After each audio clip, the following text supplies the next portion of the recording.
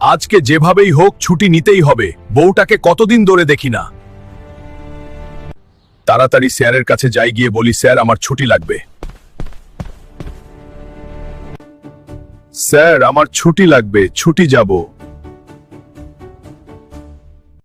তোমার ছুটি হবে না হাল্ক, তুমি ডিউটিতে যাও, ডিউটি করো।